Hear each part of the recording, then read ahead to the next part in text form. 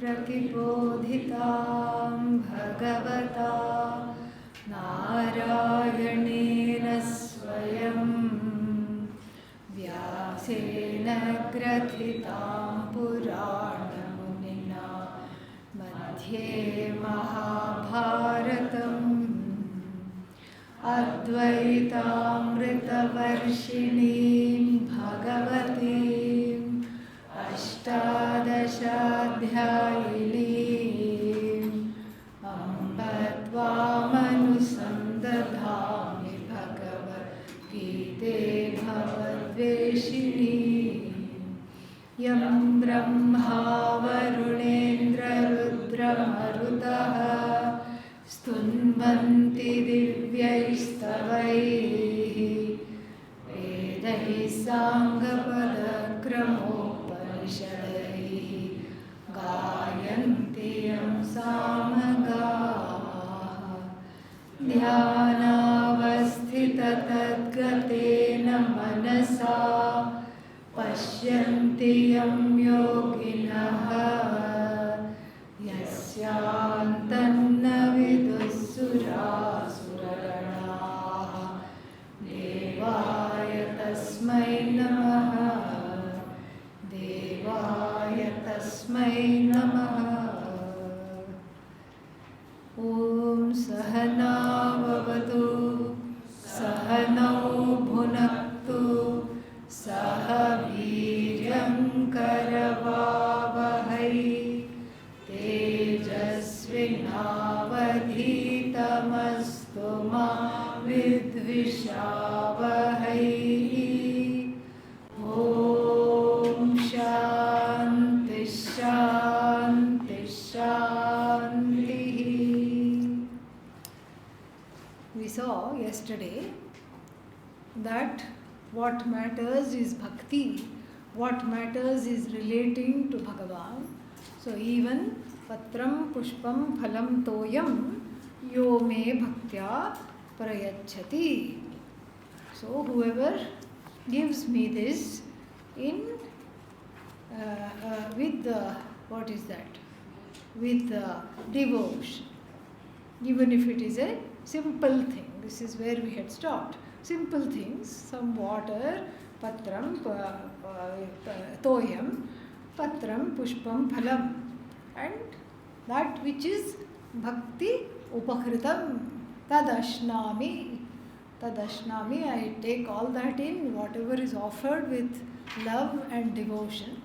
See, bhakti is parama prema swarupa, according to Narada Bhakti Sutras. So, Parama Prema Swarupa, unconditional love directed towards Bhagavan. That is what it is. And so, by necessarily, it means Nishkama Bhakti only. But then, we use it also to gain various ends where the Lord becomes the means. So then, supposing somebody says, you know what? Patram means I have to go pick it from the garden, one leaf. Pushpam also, I have to go in search of it. I have to either buy it or I have to go in search of it. And in what is that? Inclement weather, where will I get pushpam? Where will I get flower? And then phalam also I have to go to the market and buy. It's not easy to get. And then toyam, water, yeah, I just have to turn on the tap, but that too I find it difficult to do. Can you get me an easier way to reach you, O Lord? Supposing somebody says, that is how the next verse is introduced. For who? For all of us lazy bhaktas who don't even want to spend time bringing a little thimble full of water even though some people find it difficult. Why? Not. I mean, lazy was just for the sake of a light word, but I used it lightly. But more because once one is in the cycle of this thing that we call quote-unquote normal life, which is not normal at all. And what is that? Get up and keep going, and then what? Crash. Whole day. from dawn to dusk, one is living out one's life in the form of violent metaphors. I jumped into the shower. Why did you jump into the shower? Why can't you just walk into the shower? No time, I have to jump. And then what? I grabbed a bite to eat. This is all coming to India also. In here we say it is internal yajna. This is a yajna, we say. I grabbed a bite to eat. I threw some clothes on. Why you have to throw everything? I don't understand. And then what? I hit the road. There is even one song that Pujya Swamiji used to refer to. Hit the road, Jack. Don't come back no more, no more. Like this, there was one old song. Then I hit the road. And then when I reached the work, I cranked out some emails. And then what? Naturally, I became cranky. And then on the way to work, I hit the road. On the way back, what? I beat the traffic. And nobody cooks. And what do? And in fact, if you are a Gen Z, you know what is Gen Z? Yeah? When do you have to be born in order to be a Gen Z? Huh? 2000 onwards, yeah. So if you are a Gen Z, you will say, I nuked something. Meaning I put it in the microwave. Microwave ready food, I put it in, took it out, ate it, and then what? I surfed the channels of the TV and then I crashed. So where is the time even for Patram Pushpam Phalam Toyam? No time. Even for Toyam, even to catch the water in the tap and offer it to Bhagavan, there is no time because one is in the whirlpool of samsara. One is just caught in the eddy of samsara to such an extent that one forgets oneself. And then 3 days later, oh, I haven't tended to the altar. Then suddenly the thought may come. But Bhagavan is not at all punitive, very, very forgiving. Even for people who are mired in this kind of a life, there is a way out. And in fact, in the 12th chapter, which is all about bhakti, bhakti, bhakti, Bhagavan gives 5 types of actions which can help one connect to the Lord. 5 expressions of bhakti.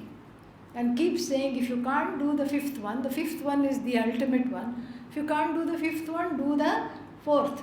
If you can't do the 4th, do the 3rd. And we'll see what all they are. And if you can't do the 3rd, do the 2nd. Can't do the 2nd, do the 1st. If you can't do the 1st, better luck next life.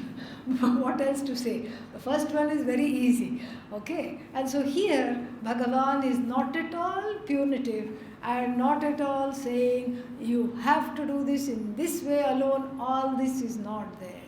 There is not some kind of a chastisement at all. And so in that spirit, the next verse is there. Yat karoshi yadashnasi Yatkaroshi yadashnasi Yajjuhoshi tadasi yat Yajjuhoshi tadasi yat Yattapasyasi kaunteya Yattapasyasi kaunteya Tatkurushva madarpanam Tatkurushva madarpanam. So, Patram Pushpam, let's say I don't have time, then just, see, you may not be having time to fill water for me or fruits for me, to cut fruits and offer me. But you are drinking water, are you not? Then you have to grudgingly say, yes, I am drinking water. Before you drink, you offer it to me, mentally. You don't even have to go pranaya swaha with all the mudras. There is a mudra for every swaha. And like this, like this, like this. All these mudras are there. So, you don't have to go pranaya swaha, apanaya swaha, vyanaya swaha. You don't have to go. You just say, oh, this water has come from Bhagavan. Here, I am drinking it. And where are you located, O Lord? I am located, I am your thirst. Bhagavan will say.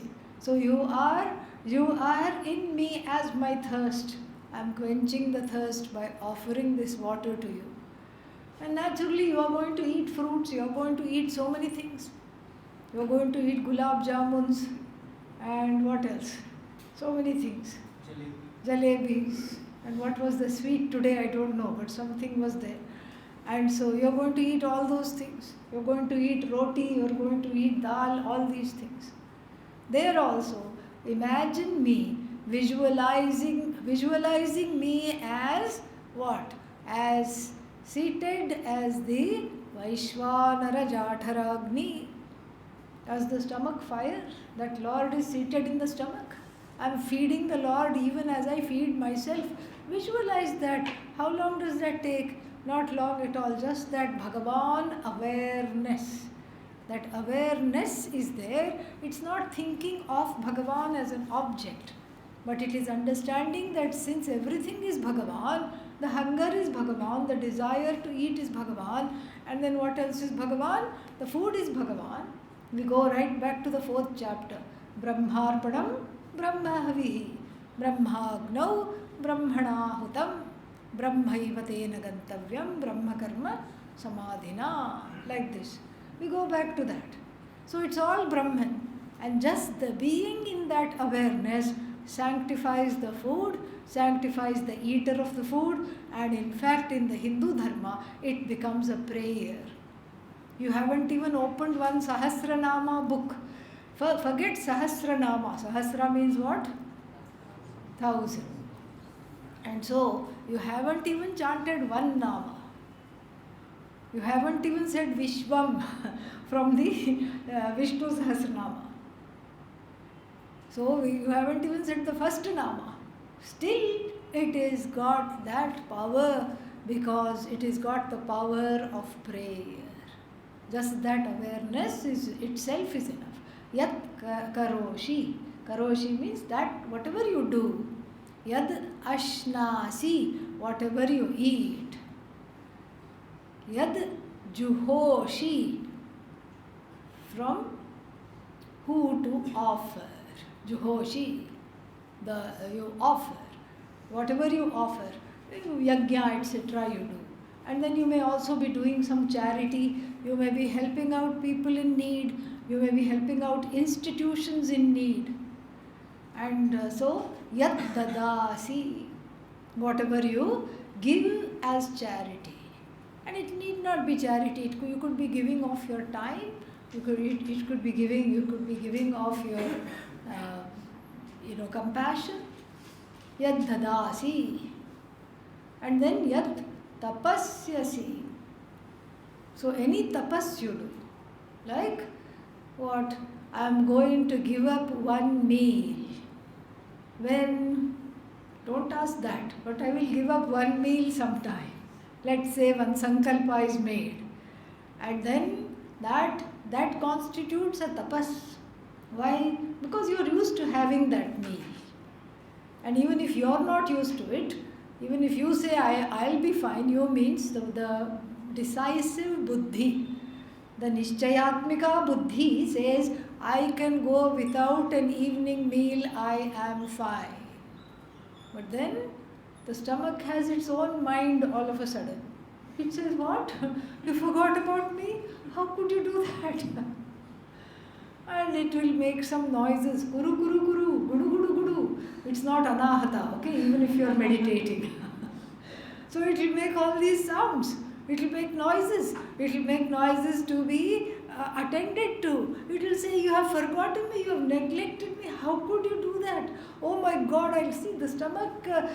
What is that? The sensations of the stomach understood in the mind with the help of the emotive faculty, the chittam, and owned up by the ahankara, is a completely different entity than the one who made the sankalpa, I will not eat tonight. That is the buddhi. This is the manaha. The manaha is Mr. Wishy-washy.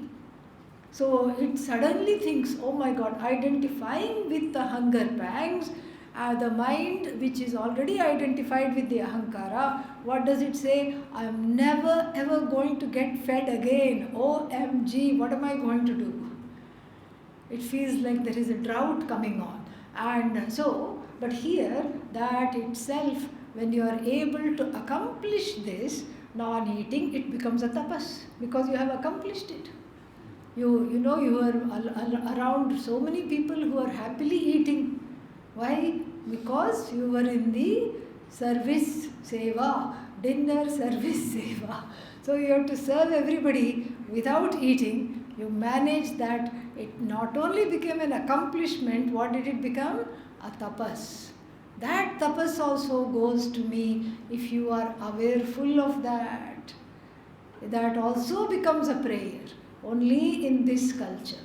All these actions, the mundane actions, you don't have to. We have a zero distinction between laukika karma and vaidika karma. Zero distinction. It is a totally spiritual culture. We don't have any distinctions between vaidika karma, spiritual and mundane action. Nothing. No such distinction exists at all. It's all just one. It's one religious culture. It is one action. It is all spiritual. Only thing that is waiting for us is to recognize that. That is all that is left. Everything is spiritual. Because everything is spiritual. Like bathing is spiritual for us. It is what you do to Bhagavan. That's why, the elders always insist on bucket bath, bucket and mug, that is what. So they will go to America to visit their children and then they will say, get me a bucket and a mug. They are not, in America no bucket and no mug exists. It is there, but it is not really, everybody is used to that. What is that? Shower, yeah. So that shower doesn't have the same feeling of Abhisheka. So imagine if we modernized all our temples and then the Rudram was chanted and you just opened the tap. Om Namo Bhagavate Rudraya Namaste Rudramanyavauto Taishave Namaha. It's not the same. And then you just put chandan in that and then let it all melt. It's not the same. Visually it's not the same. Effort-wise it's not the same. According to our bhavana it's not the same. So therefore bathing is a religious action. Whether you do it to Bhagavan or you do it to yourself, it's a religious action, it's a spiritual action. Eating is a religious action, spiritual action. Going to work is a religious action, spiritual action. Anything you call mundane is a religious action. It's all a form of prayer. Especially when that attitude goes along with it. And what is that attitude? We saw it in chapters 2, 3 and 4 of Bhagavad Gita. What is that attitude? Karma Yoga. That is Karma Yoga. This is the same thing. Dedicate everything that you do to me. It is another expression of Karma Yoga. Then why not call it Karma Yoga? Why call it Nishkama Bhakti and have this thing? Because the Karma Yoga is from the standpoint of action. This is from the standpoint, this discussion here is from the standpoint of the attitude with which the action is done. The attitude with which the action is done is bhakti. Karma Yoga is connected to converting the actions into prayer. This chapter, especially this section of this chapter, tells you how to convert it into prayer. Therefore, it comes under the discussion of bhakti. So whatever you do, all you have to do is just have me in your heart, have me in your awareness. I am the thirst, I am the hunger, your own hunger. I am everything that you want. And so it becomes a prayer. Everything becomes a prayer. So from morning to night, one is praying all the time. This was said earlier also. Sarva karmani manasa sanyasya. And then what is that? Manasa sanyasya adhyatma chetasa. We saw that. Nirashihi nirmamo bhutva yudhyasva vigatajvaraha.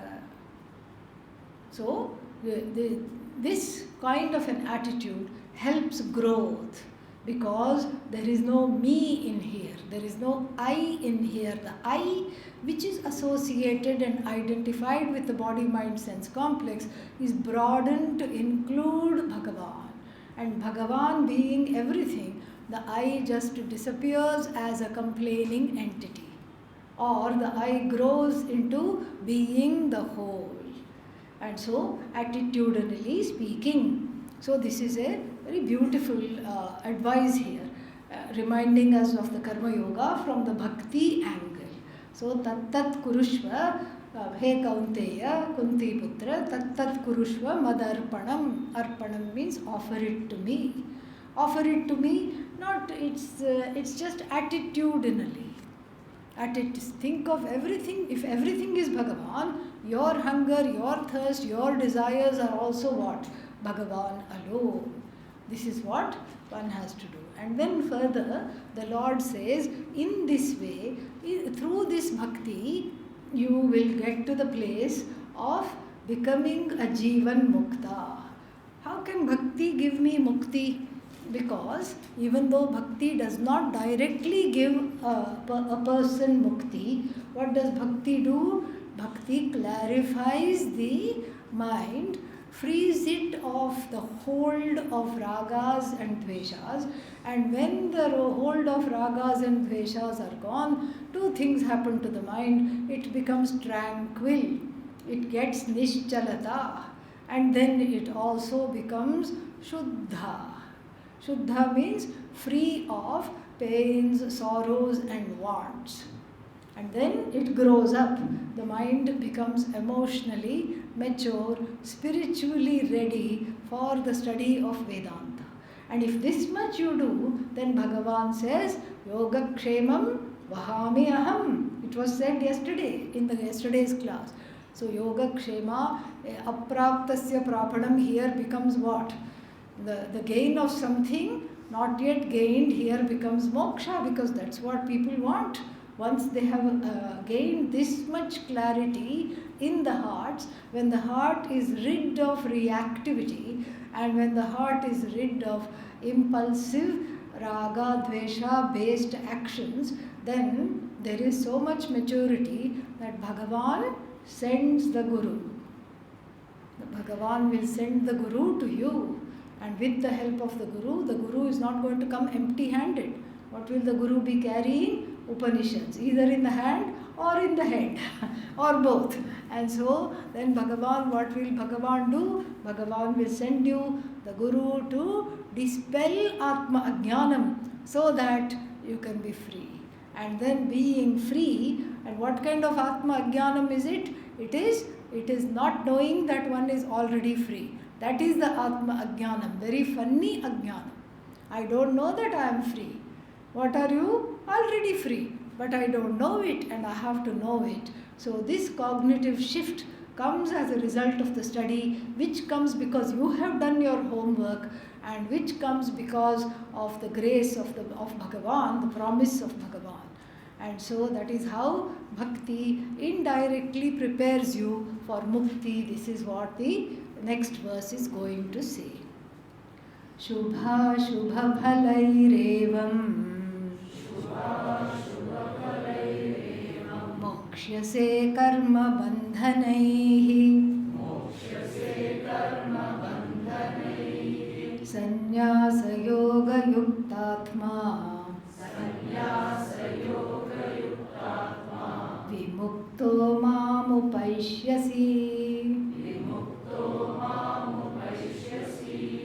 So, karma bandhanaihi vimuktaha mam upaishyasi. Skeletal sentence. Karma bandhanaihi vimuktaha. Karma bandhanaihi vimuktaha. Freed of karma bandhana. Freed of the bondage of action, and then what? What constitutes, what ensues action? Result of action. After result of action, more action. After more action, more result of action. This is karma bandhana. It is not karmanaha bandhana, it is karma eva bandhana. Karma bandhana. The karma itself is bondage, it's not the bondage of karma. Karma eva bandhanaha, karma bandhanaha. And then, so karma bandhanaihi, plural here, because lots of actions, lots of results of action. Results of action I do not want, I do not like. And then therefore what? More action. And then more result of action. And then I am caught in a bind.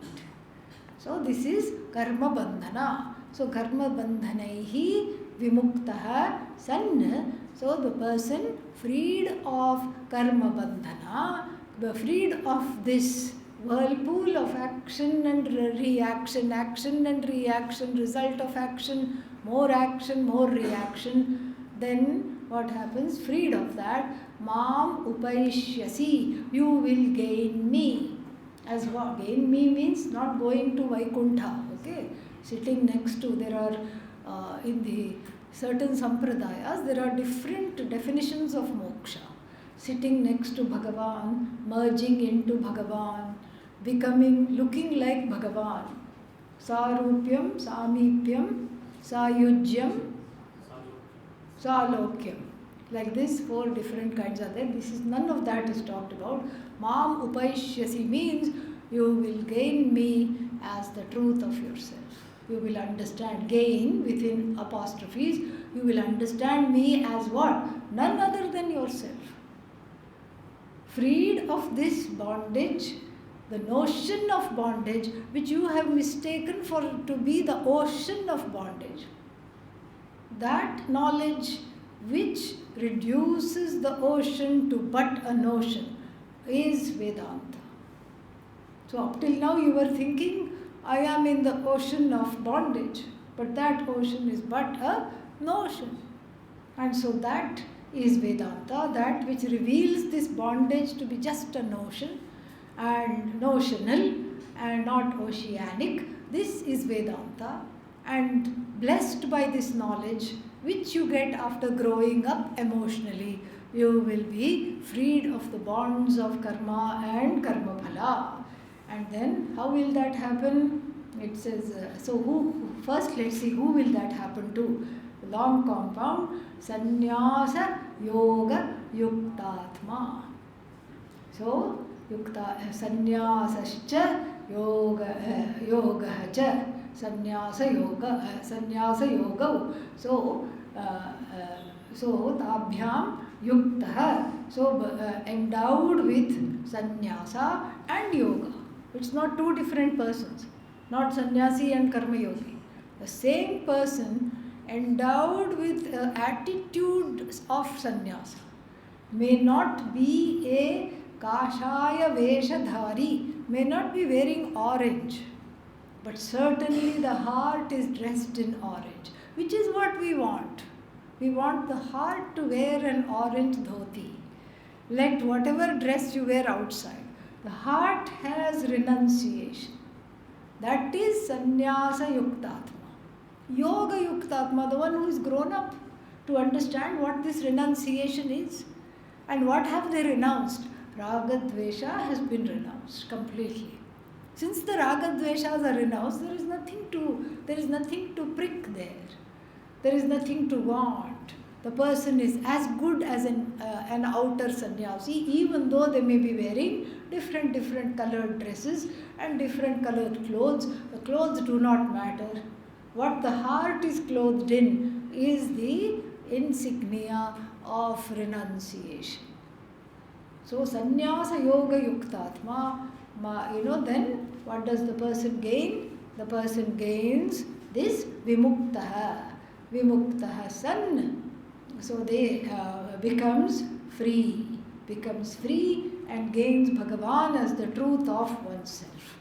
And then another verb is there, mam upaishyasi, you will gain me, being sannyasa yoga yuktatma, and mokshyase, you will be free. Karma bandhanaihi. And so why is it called karma bandhana? The last compound is shubha phalaihi evam. Evam, in this manner. Evam means in this manner. Shubha phalaihi, which is in opposition to karma bandhanaihi. So this karma bandhanaihi is described by the compound shubha shubha phalaihi. Shubha shubham cha ashubham cha. Shubha shubha. And what is the shubha shubha? Karma phala. Shubha punya, ashubha papa. So now earlier we talked about action, results of action, correct? And then results of action I do not like. So then I put in more action, more results of action. This is what we talked about as defined as karma bandhanam. But here it says that the bandhana is because of punya and papa, the results of action, which go and join sanchita. And sanchita being a account, a hidden bank account or karmic bank account, where if you have had one life as a human being, you have so much papas and punyas you can't even count. For every single type of birth, karmas are there. And so, therefore, shubha shubha phalaihi mokshyase. You will be free of papa and punya. Someone may have a doubt. Excuse me, I thought punya is a good thing. I want to be free of papa. But why are you taking away punya? Well, this is the thing. Punya means golden shackle. That's what it is. Golden shackle. Like somebody is born very, very, very, very, very wealthy. So what's wrong with money? We are not opposed to money, you can say that. Yeah, but the thing is, if you are born in this kind of a household where there is no need for the baby even to cry. The baby opens the mouth and nannies. 5 nannies attend to it simultaneously. One rocks it, one feeds it, one changes it, one sings to it, and the other one calls the doctor for good measure. Okay? So 5 nannies attend to it. Even before it can open its mouth, let us say, it is used to getting everything that it wants. It has not had the reason to have a single disappointment in life, because with enough money, sometimes, not all the time, you can buy your way out of disappointments. You can be very protected, just like the Buddha. For the first 25 years of his life, he was so protected because the father, the king, saw in the horoscope that he would just give up everything. It was predicted.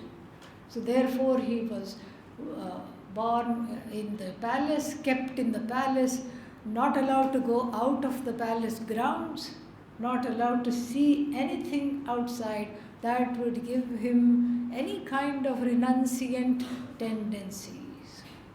But then what happened? He did slip. He gave them the slip and went with his attendant, and then immediately renounced everything. So usually what happens, if there is lot of money, there is preoccupation generally with whatever the money can buy, and then there is very little scope for, unless the person initiates it, there is not automatically the scope for self-growth which everybody else may have.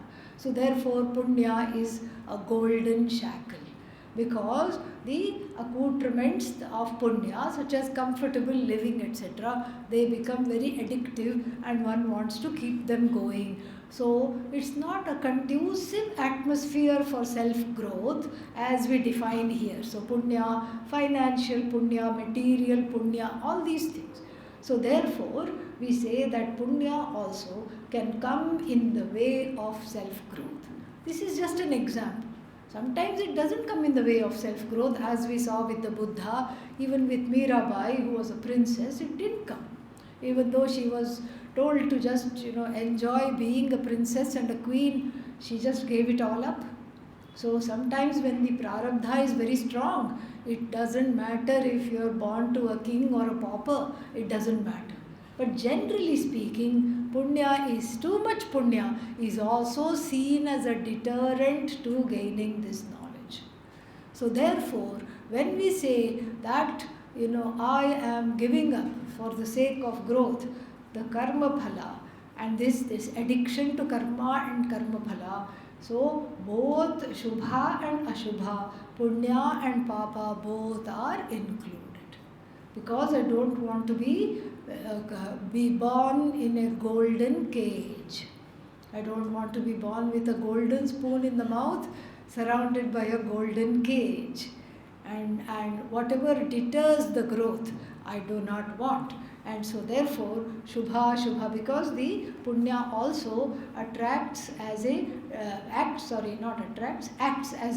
deterrent to self-knowledge, and so therefore it is also given up. And then what? So shubha phalaihi karma bandhanaihi mokshyase. And this one is called, what is that? Who mokshase? You, when you become what? Sannyasa yoga yuktatma. Atma here is not Atma. Atma means the person who is as good as a sannyasi, and who is yoga yuktatma, who is karma yogena yuktaha, who is endowed with emotional maturity. And then vimuktaha mam upaishyasi. So this kind of concludes this, little more things to be said, but this concludes the section on nishkama bhakta and sakama bhaktas. And then, of course, the Lord prefers, we see in the discussion itself, even though both are presented equally, we see the Lord preferring what? Nishkama bhakti. And then what? The one who is still a sakama bhakta can feel left out, can say, this is what Adi Shankara says, the one who has kama, in the Bhashya he says, the one who has still kama may say what? Bhagavan is partial. Bhagavan is partial. Bhagavan wants tyagis. Bhagavan doesn't want me. I am left out. Even in the world I am left out. And then even when I go to God, there also I am left out. Even I am abandoned by God also. In the world nobody counts me in. And then when I go to Bhagavan, Bhagavan also wants the other fellow. Who is the other fellow? The one who says, I am a nishkama, not just says, but the one who demonstrates that I am nishkama bhakta. So this is a common misconception about Bhagavan, that Bhagavan is partial. In the Bhashya of the second chapter of the Bhagavad Gita, Adi Shankara says very beautifully, what does he say? He says that, Bhagavan is free of nairgrinya dosha. Coming from the word grina. Grina means what? Hatred. Bhagavan is free of two things, partiality and hatred. Okay, we may say, how can Adi Shankara sit in the 5th century or 6th century whenever he wrote and write this? How do we know what Bhagavan is? He could be partial, she could be partial. How can you say that? Not partial, because it is going to be said later on. What is that? In the 61st verse, I think, of the 18th chapter. Ishvaras sarva bhutanam hriddeshe arjuna tishtati brahmayan sarva bhutani yantrarudhani mayaya. So I can be partial to somebody, I can foster love for somebody, I can foster hatred for somebody, provided that they are different from me. Correct? I can say, I don't like such and such a person. Why? Because they are like this. I can make up some stories. I love such and such a person because whenever they see me, they give me chocolates. I can make up another narrative. So I can say, this one is my favorite. Bhagavan can also similarly say, this one is my favorite, Nishkama Bhakta. Arupa Bhakta. Remember the other three classification? What was that? Ekarupa Bhakti, Anekarupa Bhakti, Arupa Bhakti. So here is a Arupa Bhakta, here is a Jnani Bhakta, here is a Nishkama Bhakta. Let me give them a hug, and you all, the rest of you, stay far away from me. Bhagavan can also say that, right? Wrong. Why? Because of this verse in the 18th chapter that's going to come. Because each person is what? Bhagavan himself. Each person being Ishvara, Ishvara cannot say, I am cutting off my nose to spite my face. There is an expression, cut off the nose to spite your face. I don't know the origin of this proverb, but there must be some very interesting origin. Like a self-sabotage. You know, it's like the left arm and the right arm started to wrestle and fight. Who is going to win? Like, you know, you do that arm wrestling thing. And then the right arm got very angry with the left arm and cut it off. Does that happen? No. Unless there is some terrible medical condition. It does not happen. It cannot happen. Why? Because left arm is also me. And the right arm that is being operated is also me. Both are me. So the left hand cannot fight with the right hand. And similarly, Ishvara cannot have certain favorites and certain unfavorites. So if there is a Facebook account, Ishvara, he will not unlike a few jivas and he will not like a few other jivas. Why? Because every jiva is what? Himself, herself alone. Nothing other than oneself. And so, who to hate and who to be partial towards, this itself becomes a very perplexing problem because there is nothing other than Bhagavan. Everything is Bhagavan. Every jiva is Bhagavan. Every jantu is Bhagavan. The objects of like Bhagavan, objects of dislike Bhagavan, every Nama Rupa, the truth of every Nama Rupa, Bhagavan. So here, even though we are tempted to see Ishvara, you know, like it is said, we make God in our own image, in a way. So we are tempted to see Ishvara in the way that we see ourselves. And we find ourselves having ragadveshas. So we can transfer that to Ishvara also. That is not the truth. And this is pointed out in the next verse. Samoham sarvabhuteshu na me dveshyosti na priyaha ye bhajanti tu mam bhaktya mahite teshu chapyaham sarvabhuteshu samaha aham. Samaha means the same. It's not that there is more Ishvara in one person and less Ishvara in another person.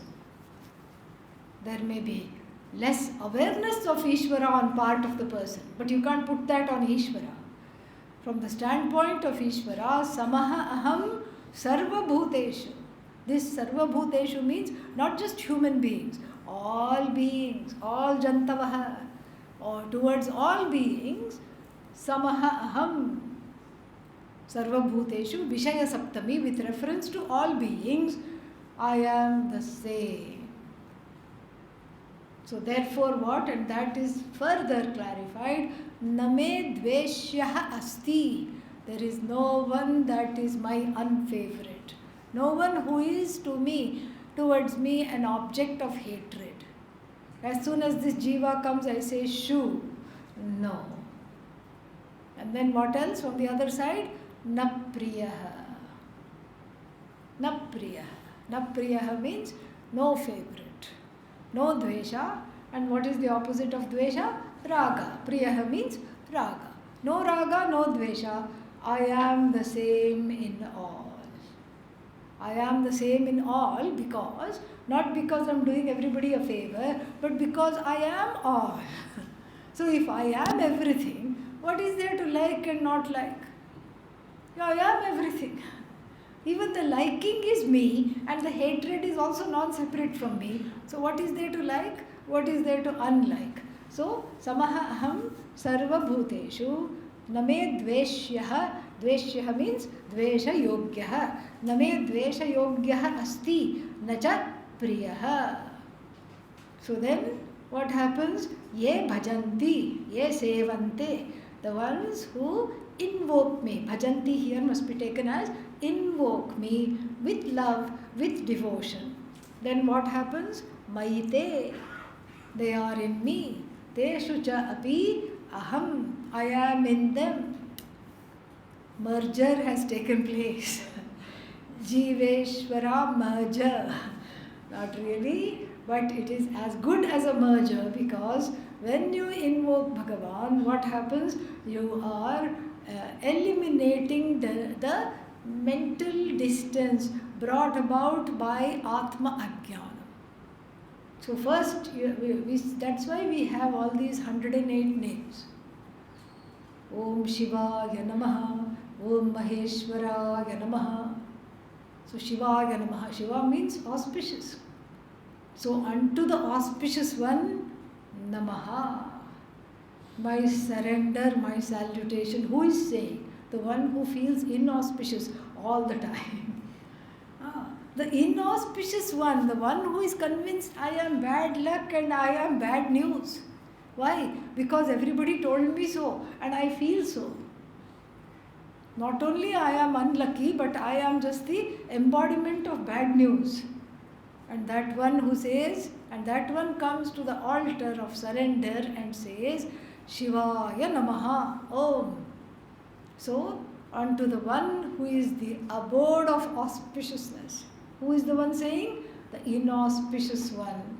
And when the inauspicious one is invoking the abode of auspiciousness, which is limitless auspiciousness, then what happens to the inauspiciousness? It gets subsumed by the auspiciousness.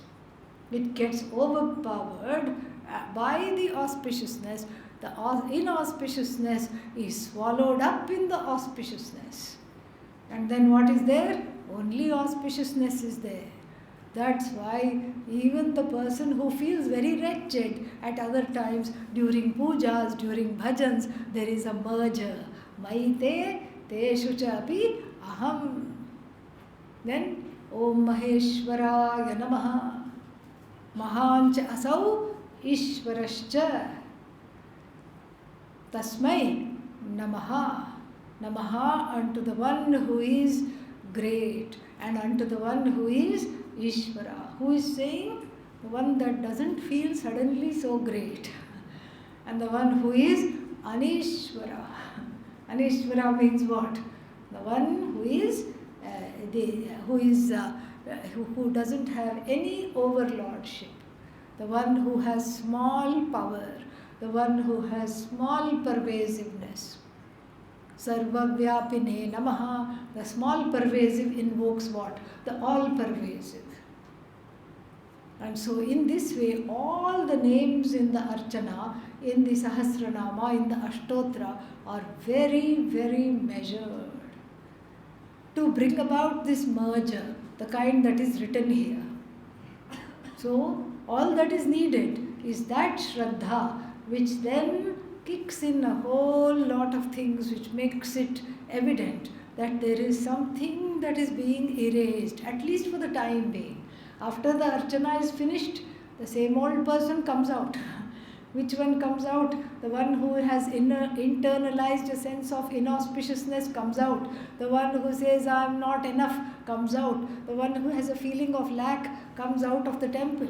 But at least the time that was spent in the prayer, there is a merging. And the desire for this merging, the desire to get rid of these painful emotions through this bhakti, through this shraddha, then makes one a candidate for self-knowledge. So therefore, this is the beauty of this bhakti. Very, very nice. And then, so this is the Maite teshu cha api aham. There is an erasure of distance. And the distance was what?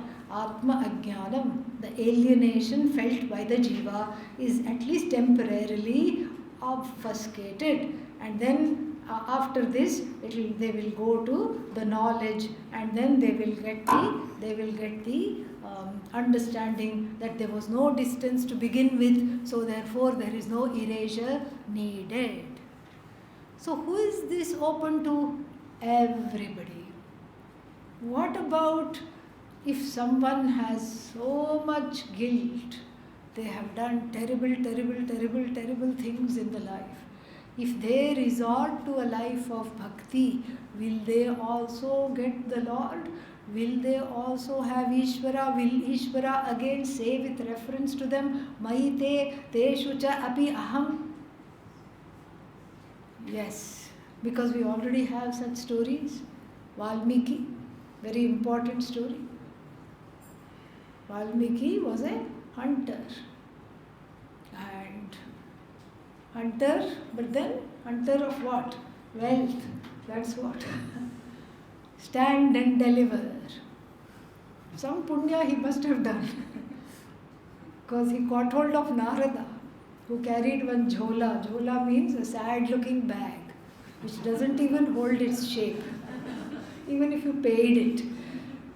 And then he says, give me wealth. He says, I have 4 chapatis, somebody packed for me, you have it. I don't want chapatis, I want money. Sorry, there is no money. He got angry on Narada and tied him to a tree, because Narada said, you are doing papa here. What papa? I am doing this for my living. And he got angry and tied up this Valmiki, whatever his name was before, to a tree. Ratnakara. Yeah. And then it tied him to a tree. And he says, okay. Narada said, all right, you have, I am a captive audience. All right, go find out. Go find out. All this Papa Rashi you have, go find out if all your family members will take it on. Then come back. I'll be here. I'm not going anywhere. And then, with a sign like this, he goes. He goes and wakes up the family members. Usually people are at home at night, but if he is a nocturnal, if he goes to work, okay, at night, then if suddenly he comes home, the family members are scared. Where? Is the police after you? What happened? No, nothing happened. I have a question. She wakes up the elderly parents, wakes up the wife, wakes up the children. And then says, will you please, I'm told by this stupid looking saint that I'm doing lot of papa. This saint has gotten in my head like a worm and he's not going away. He says, I'm doing papa. So, I'm doing it to feed you all, right? Okay, will you please take some of my papa? The children says, Dad, this is all beyond us. We just want to sleep. They go away. And the wife and the elderly parents say, it is already our bad karma to be married to you, the wife says. And the parents says, we don't have any other option, we don't have any other children to stay anywhere, that's why we are with you. This is also our karma. That's what it is. So we don't want any more of your karma.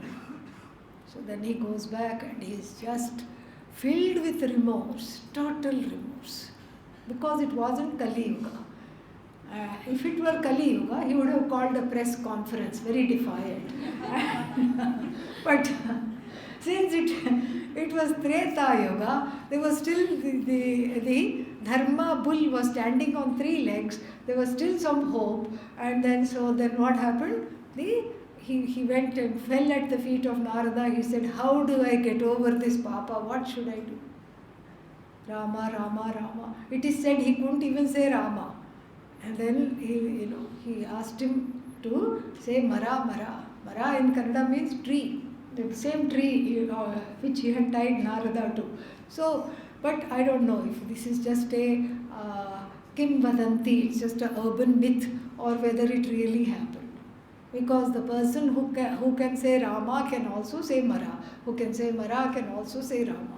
But anyhow, he was asked to chant the name of Rama, Rama, Rama, Rama, Rama, Rama, Rama. and then he was absolved because of this bhakti, and he became equipped to write the story of Rama later on. And so like this, there is great, there is, like I said, the tradition is not punitive. It does not chastise anybody. If anybody has gone away from the path of dharma and they are willing to come back, not for 5 minutes and then go back to pickpocketing, that will not work. The change must be total, and the change must be permanent, and the heart must be sincere to make this change about. And then the person is absolved of the karma because of the prayaschitta done therein. So that's what the next verse is going to say. Api chet suduracharah, api chet suduracharah, bhajante mamananya bhag, sadhureva samantavyah, samyak vyavasito hi saha.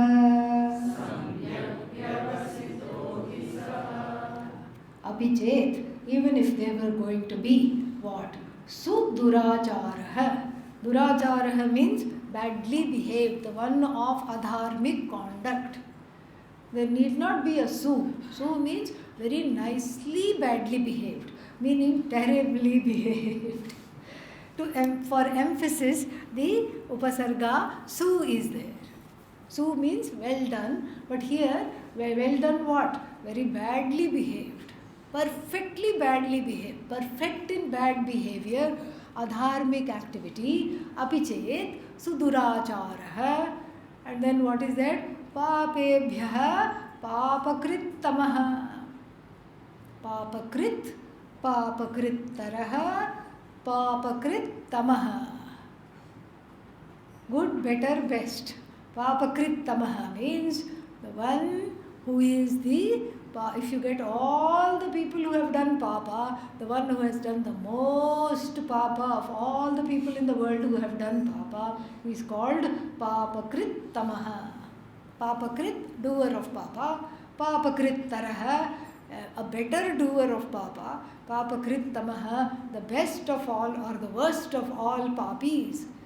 If you bring, and then that also, that person also, if provided, bhajante, worships me, invokes me. How? Ananya bhak. Bhajante, bhajanti iti bhak. So, bhak means the worshipper. Anya bhak means the worshipper who worships but has so many other things on the mind, so many other things on the agenda. Ananya bhak, the one who has single-minded worship, nothing else. A single-minded desire to be delivered of all this papa and the ensuing guilt. A sincere heart, that is called Ananya Bhak. Nothing else existed for Valmiki. That's why he is called Valmiki. Valmikaha means ant hill. An ant hill grew on him. And then in pursuance to what we have read, that yoga kshemam vahami aham, for the people who are ananyaha chintayantaha mam. So a cow would come and milk itself spontaneously in the holes of the ant hill. So that is how this meditator was nourished. Narada went away and his travels took him everywhere, different lokas. And then he came back, and then he was surprised to see an ant hill chanting Rama, Rama, Rama, Rama. Ant hill was chanting. What? How could it be? So he cleared the ant hill of the shrubs, bushes and all that fine sand, the earth, the dirt with which the ant hill was made, and found Valmiki chanting and told him now he is totally absolved. So this is Ananya Bhak. This is an example of Ananya Bhak. Bhajante Mam ananya bhag. Sadhuhu eva samantavyah. Mantavyah, it must be that person should be considered as a sadhu. The antecedents of the person do not matter. What matters is now they are with Bhagavan. Now they have realized the error of their ways. They are welcomed back to Bhagavan, so to speak. Not that they were ever away from Bhagavan. They were away from Dharma, which is a manifestation of Bhagavan. So they are welcomed back to Bhagavan, and then what? And then Samyak Vyavasitaha. Samyak Vyavasitaha means they are completely dedicated. They are completely surrendered, nicely surrendered. That person is nicely surrendered. Then what happens to that person is given in the next verse. Kshipram bhavati dharmatma. Shashvachantim nigacchati. Kaunteya pratijanihi. Name bhaktah pranashyati.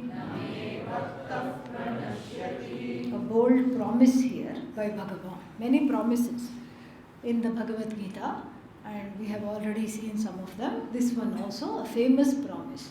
Name bhaktah pranashyati.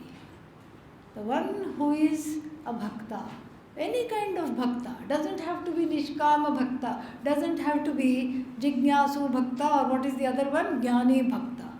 Can just be a 911 bhakta, emergency bhakta. Just like you have emergency numbers, like what? Police, fire, all this on your phone, speed dial. You have Bhagavan also on speed dial. Only in an emergency you think of Bhagavan. Still you will not come to destruction. This is the promise. Name bhaktah pranashyati. So this person who has realized the errors of their ways, what happens to them? Kshipram, quickly. Not too much time will elapse. Kshipram bhavati dharmatma. Comes back to the path of dharma, from which they had swerved. So they are back to dharma. Dharmatma means they, like Lord Rama, become an embodiment of dharma. Kshipram bhavati dharmatma. And then we have to supply. Then Guru Prapti takes place, Shastra Jnanam takes place. Then because of that, Shashvat Shantim Nigacchati. Shashvat means never ending. Always fresh, always green, always present. Shashvat Shanti. What is Shanti? Peace. What kind of peace? A peace of contentment and fulfillment centered on the self. A peace of non-wanting. That itself is the peace. That is what is called nirvana. Esha brahmi sthitif partha nainam prapya vimuhyati sthitva syamantakaalepi brahma nirvanam richati. Last verse of the second chapter. Of what? Mundakopanishad. No, Bhagavad Gita. So, last verse of the second chapter, same sentiment. So, Shashvat Shantim means na enam prapya vimuhyati. Gaining this kind of a Shanti, never again deluded. It's not that I had a little bit of Shanti. Why? Because you were not at home, and then as soon as you came back home, my Shanti is gone. One person can say to the other, but not that kind of Shanti. This is a Shanti that defies any kind of competition. A Shanti which is a self fulfillment centered on the self, which is the prasada of knowledge, which is the prasada of Bhagavan's grace, which has brought one to the knowledge, which is in turn a prasada of dharma, which is again a prasada of Bhagavan's grace, because of which from adharmic ways one has come back to dharma. And then Shashvat Shantim, and then my bhakta therefore will never kaunteya pratijanihi. This prati is like a pratigya. Kaunteya, hey Kaunteya, O Arjuna, please know this promise from me that my bhakta is never destroyed. We'll finish this tomorrow and start with chapters 10 and 11. Om Purnamadah Purnamidam Purnat Purnamudachyate Purnasya Purnamadaya Purnamevavashishyate. Om Shanti Shanti Shanti. Harihi Om Shri Gurubhyo Namaha. Harihi Om.